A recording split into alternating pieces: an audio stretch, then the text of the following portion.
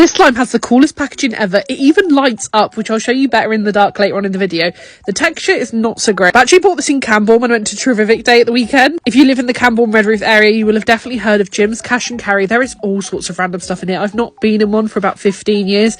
But popped in because I thought it'd be fun to show my auntie just like the stuff that was in here. And they had loads of slime. So yeah, I picked up a bunch. I didn't buy this because I reviewed it before in, I think it was The Range years ago. My good friend Mel, who used to have a slime shop called Slimy Pingu, posted a review of one that looked like this a year or so ago, and I really wanted one. I don't know if hers lit up though, but there is a little alien guy in there, and yeah, the button is so cool. Tap it and it flashes. This is me showing it in the dark. This was last night. I filmed this prepared.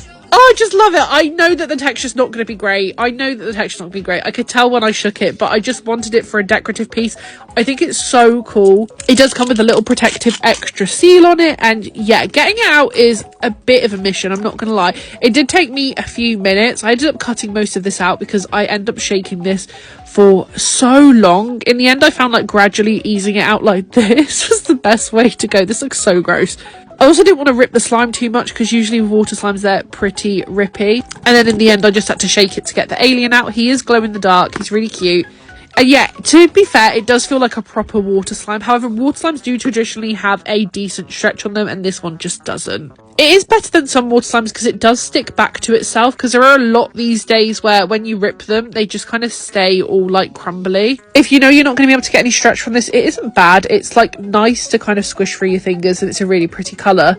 And it does make the same sounds as a water slime, but again, it just doesn't get any stretch. I didn't bother fixing it because, to be honest, I don't really want to fog it up too much because I literally am just going to keep this for decoration in my slime room. I feel like I'm never going to be very fair reviewing this though, because I'm so happy I got this and would honestly pay like a £5 for it just because of the packaging alone and the fact it lights up. But yeah, for the actual slime, I'd say it isn't worth any more than like 50p because it is pretty bad, and I'd probably give it like a 2 out of 10. But again, that packaging is a 10 out of 10 for me.